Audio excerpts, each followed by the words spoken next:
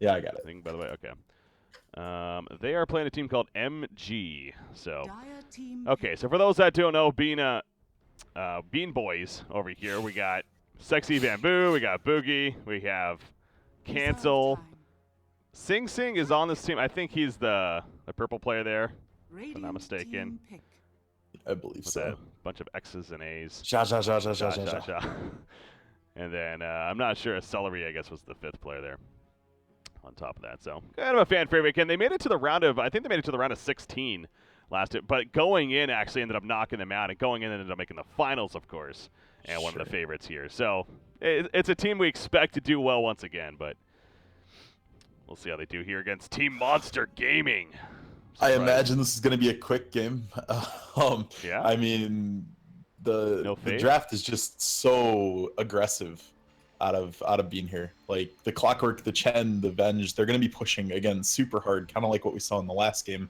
And when you take Cancel on Shadow Fiend against somebody who's not a competitive player, this could get out of hand really quickly. Yeah. We jumped into a bit of Bean Boys games on the first day, and they were doing some funky stuff, including they ran Broodmother, I think, one of the games, and he kind of just dominated his lane, and they were kind of like doing a 4-1 strategy where he would just have his own game. I guess that's what Broodmother usually does, and then the others were just pushing another lane. So they've definitely have been doing some fun things and kind of switching things up. So it's kind of another case right here as you talked about. Chen, by the way. Oh my god, I feel like this hero is somewhat underused. And, there was an instance recently where OG, I think, played Chen in at the Star Ladder, I want to say, or something like that. And it was played by, of course, Jerax. And he obviously did fantastic. He made some big plays on it. And I remember hearing about after how the reason why they played it was because they were forced to essentially try it out in challenge mode. Hmm. Or the what's the Moonduck event? Oh, elimination mode. Elimination mode. That's what I meant to say. Yeah. So Sure. it's like they're like, oh wait, this hero's actually pretty good. Elimination mode, and they had to play Chen, and so all of a sudden they realized, oh, this hero's good. Let's actually draft it into a real tournament, and they did very well with it. So obviously the new jungle, I understand it's maybe a little bit intimidating for perhaps these jungle-esque heroes, but Chen can be really good, man. He can be. I think learning how to play Chen requires way more than just a knowledge of Dota. You need to be so adaptive in the way you think about the game because your jungle camps are random. You don't know if you're going to get 4 centaurs or if you're going to get, something awful like a bunch of wildkins and you just have to tornado a lane. But knowing what you can do with every creep and the option it gives you is mandatory to play Chen at a top level. And I think that's kind of why a lot of teams have steered away from it. It's not something you can pick and consistently know, okay, I've got a ganker that's going to have a stun for me, and the randomness I think hurts a little bit. You see them doing the Clockwork Shadow Fiend strat Of right here. course, he didn't get any out of the first one though. Did he not? Oh, Unless, yeah, you're right. he must have not skilled Necromastery in time. Let's go. Let's go. Coordination, guys. There we go. Stepping up their game here. All right, so they're going to start getting up. Man, look at these aggressive wards off the bat. Wow. That's that is really up there. I wouldn't be surprised if in 12 minutes we have a mech on Chen or something and they're looking to push bait. Yeah. That could be a very potential thing, because what a lot of these teams do when they're expecting to run pretty deep in the tournament, you want to play these games very quick so you have a break and you're not feeling like you're on a grind constantly, because grinding these games out, you talked about how tournaments run and how many games they have to play in a day. It's hard to stay focused competitively for 12 hours when your hardest games are at the end of it. Yeah. Oh, 100% agree. Yeah, no, if you play through both days, like I said, like a team like Pro Dota that won it all, they play pretty much 12 or 13 matches between 2 days. And, that's a mix of obviously, yeah, some of them shorter ones like you're suggesting that so you can get at least a little bit of a break, but then there's the other ones that are lasting an hour plus and later on, and, the comeback games that can take a lot out of you. So, yeah, it's a grind. There's no doubt about that. So, yeah, Bean Boys definitely looking to have a quick victory here, no doubt, with this strategy. And it's going to be fun to watch, I'm sure. Yeah, and Pro Dota kind of smashed their way through their bracket, so they had some breaks. GI's semifinal series, you casted that with Tsunami, and I mean, they had some hour-long games there. Oh, Jumped yeah. straight into 2 hour-and-a-half-long games in the finals. Like, that's a lot of Dota. It sure is. It sure is. So we'll see how they do here. But again, this other side, we don't know much about them. So who knows? I mean, maybe they're going to be making some big plays right here. As far as what we're seeing on the lineup, they got Slark up here with Lion and Weaver, actually. So Weaver is going to be a support Weaver. Yeah, puck in the middle, and then, of course, the offlane axe being down here as well. So, but yeah, support Weaver coming out.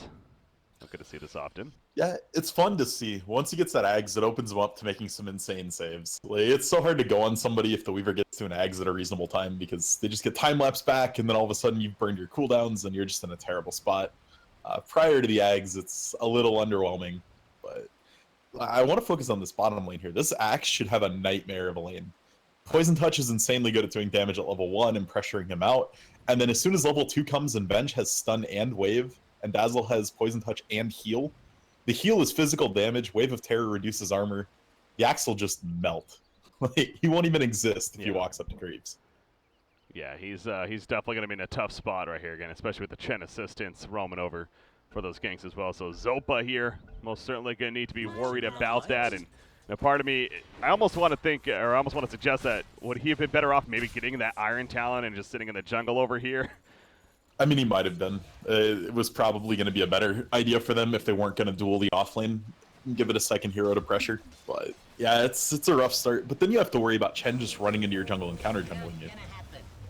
If you try to go the Iron Talon start, Chen enchants a creep and he stomps you, all of a sudden you're at like half health and he runs the creep away and you don't get anything. So yeah, it's hard. The life of an Axe into a Chen is not a good one. We're getting a lot of time to analyze this game. A couple of pauses here to kick things off. All right, looks like reconnect here. Something else about a Chen, though. Again, there is a weakness of a Chen, of course, whereas really any jungler is that you can harass the Chen pretty effectively if you choose to do so. Could they perhaps look to maybe set, because obviously this top lane, they're running a try versus 1 here. The Clockwork, almost unnecessary. Maybe send the Weaver in the aggressive jungle, or even both of them, the Weaver and the Lion, to really lock down this Chen. Could that be a viable strategy? Yeah, it absolutely could be. The problem you're going to run into is if the wards are good and Bean scouts this out at all, if you get collapsed on, you ruined everything. You spent a lot of time looking for him, you didn't get any experience, and if you die there, it's a total swing in the opposite direction. So it's a high risk, high reward idea, and one most teams choose not to take, especially when they have a carry like Slark that they almost need to baby to an item or two. Slark at the beginning is not a great hero, especially if you leave him alone and he's getting pressured, but the dire side wanting to spam some links here. this is the downside of doing a match like this. It's like they're all of a sudden they're on stream, and they almost abuse that fact. But yeah, obviously, yeah. I mean, if this keeps up, I mean, we'll probably honestly jump into another game, unfortunately. But I'm more so like that. I don't really care about. So it's the pauses, of course. That's just like, oh, come on, guys, let's play some games. Oh, Horde is playing in this too. I didn't see them on the back. Oh, yeah, no, Horde, they made it to the round of 8, I want to say, last time. God, who did they lose to? I thought they had schedule conflicts today and weren't going to. Oh, okay. They are going to. Yeah, no, that's right. They lost to Slice and Dice. That's what it was. We actually, that was one of the, that was like a 70-minute match, yeah. They lost to Slice and Dice, and then Slice and Dice ended up getting 2-0'd pretty quickly by Pro Dota in the next round. Yeah, that's what it was. And best ones get dangerous. We've said that before, and a good team can get knocked out by 1 or 2 missteps and something like that. Yeah. Bambo trying to shut it down here. Stop tagging. Classic. Classic. At this point, like, I always have to wonder in these, I guess, showcase games if the other team's actually DC'd or if they just want to buy more time, to stay on stream and stay against the pros. Yeah. But that's what I'm saying. If it keeps up a little bit longer here, we'll give it another couple minutes, then we may jump around to another match. But for anyone wanting some quick updates, Horde is up 5-0 in their game in the first 6 minutes. Got Excalibur, Shadow Fiend kind of running rampant, so looks like that'll be a pretty easy win for them. You got Horde, you got going in, you got obviously the BeanBoys. I guess a team like Slice and Dice is once again a team you'd have to look out for then. Any other names standing out? Let me think. Obviously, Pro Dota's already qualified. Oh, yeah, there was 01v9 was a team that made it to the semifinals last time. They have a couple of former Han guys on there. Boxy, Own Me, names you may recognize if you're tuning in. So, definitely going to look out for those guys there as well. Again, making it to the semifinals, have to be one of the favorites again. Definitely means something, but yeah, I'm kind of going through right now. We're starting to get into the round of 256 matches now, so again, it is moving pretty quickly here. All right, we are back into the game now. Let's hope, knock on wood here, got a nice wooden desk. think it's wood at least. Hopefully BTS production value. Yeah. Very high production value here at BTS. Here, look at this, actually. I can swap to... we can watch me instead. Oh, jeez. We can have a camera on me instead. My beautiful self. All right. Back to the game, though. All right, so we have the matchups here. Shadow Fiend versus Puck coming out. How does this one break down? Normally, I would say it's fairly even or slightly Puck favored, but when you get donated the game off, life gets a lot harder for the Puck. Yeah. He gets a massive lane advantage. He outlasts hits. Shadow Fiend has such a huge advantage when he doesn't have to get the first 5 souls. So Cancel's gonna have a pretty happy time here unless he gets ganked too much. The Weaver trying to do a little bit of that, but got to be a little nervous here because if he eats all 3 raises, the Weaver could just fall. Yeah, he's going back in. Actually, I mean, he's not afraid to play aggressive as Cancel here. So, yeah, playing that Weaver. Hoping not to fall here soon. You got port to the bottom lane from Lion. No. He canceled it, actually. He was porting in, but I guess changing their mind and almost porting in. Thought they were going to maybe try to set up a play. I don't know if that was a mistake or... Slark is in trouble. Middle lane Puck. He's going to be fine there. As Slark falls. Wait, what? Oh, he does fall at the top lane. Wow. I thought I heard you kind of suggest that, but I didn't really think that it was a thing. Okay. He went aggressive and got a pounce on 2. And then Bambo cogs them in under tower. Creep died. So then the Slark was forced to eat the tower. He didn't click the cogs fast enough to break out and just ate too many tower hits. And then unfortunately got bounced by one of the cogs as Slark was walking out, which is just terrible. I mean, that's like the worst feeling ever. Yeah. So he ate 2 more tower hits, and that is first blood. Going to your Clockwork in the 1v2 lane. Now all of a sudden he has 1,200 gold. Oh my god, Weaver's just sitting here and he runs right, didn't even run right at Chin, ran right into him. It's kind of just AFK, it felt like.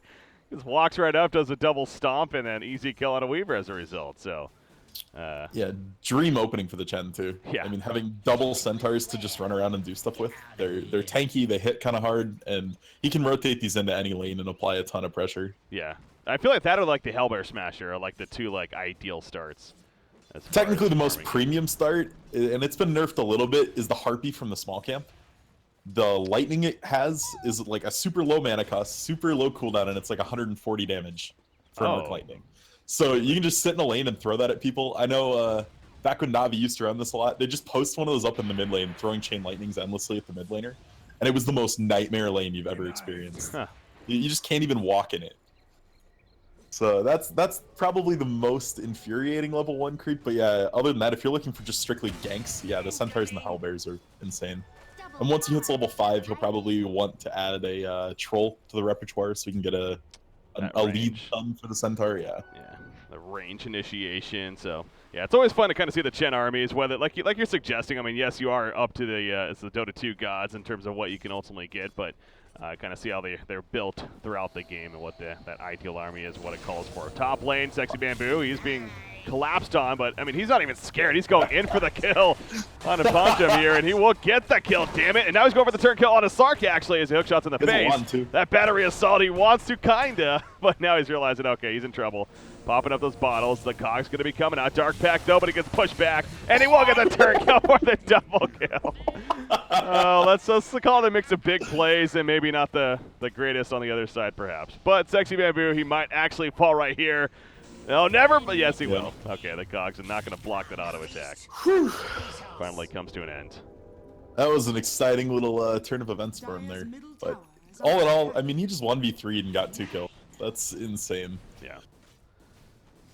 That is very well played, and I think he's just satisfied with the outcome, although that trick would have been better, the 3 kills, I'm just saying, but, you know, 2's nice.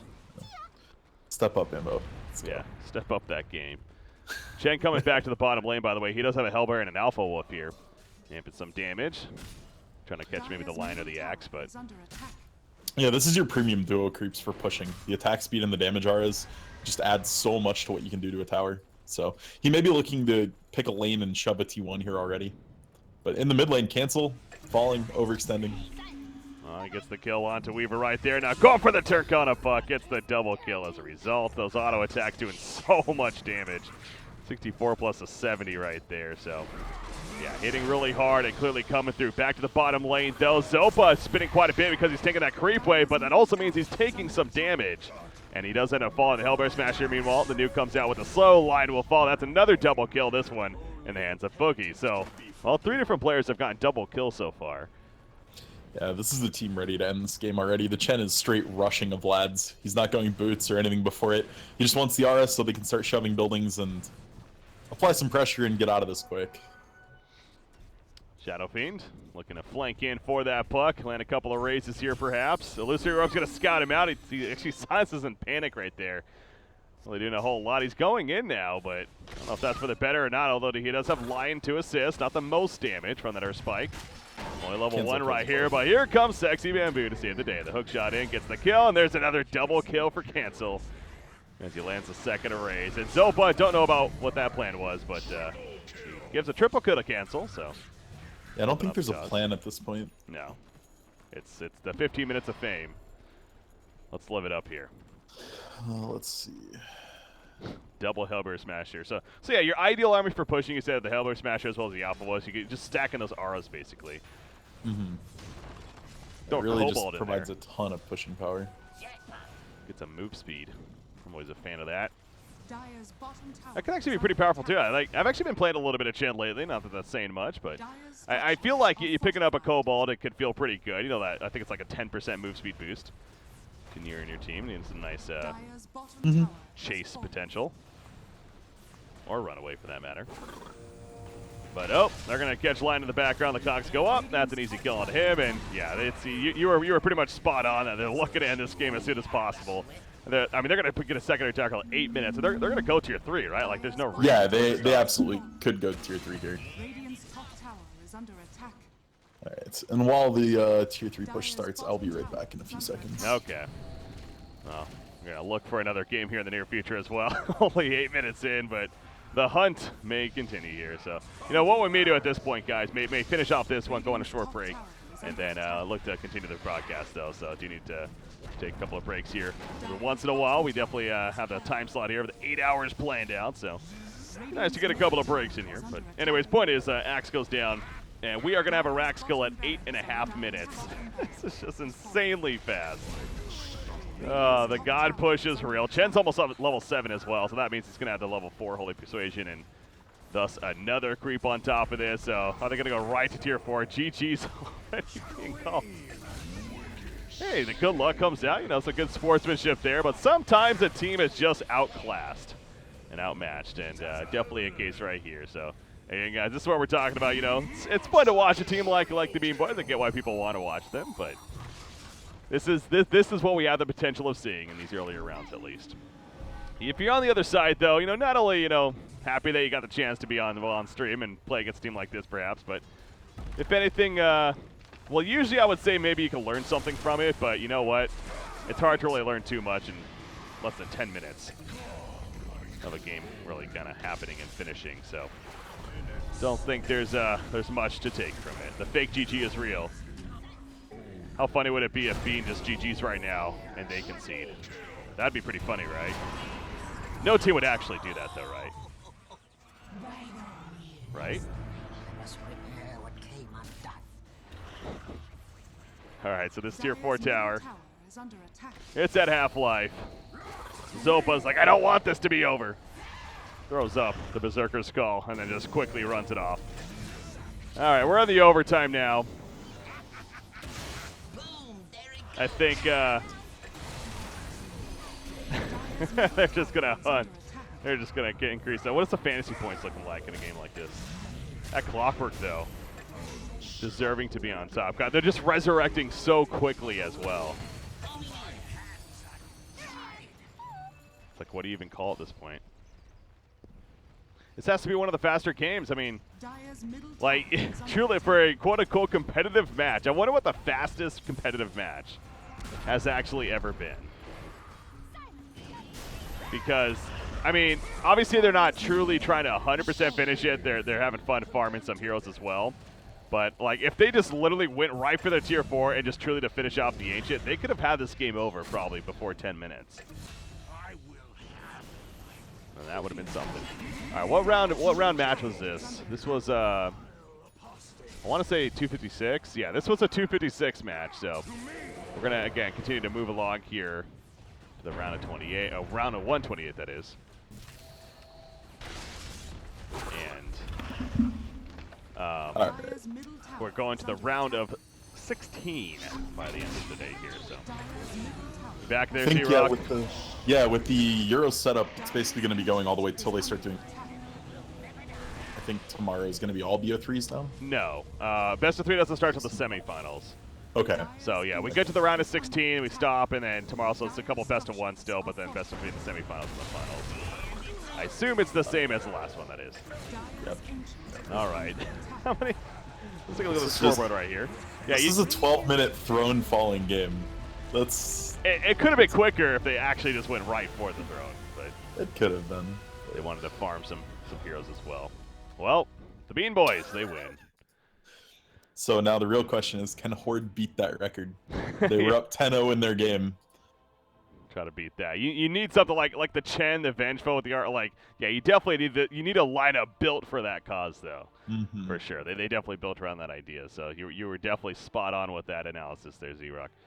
What we're gonna do here, we're gonna take a short break, guys. Gotta get a short break in here, get a quick water break and stuff, quote unquote ad break as well. But stay tuned.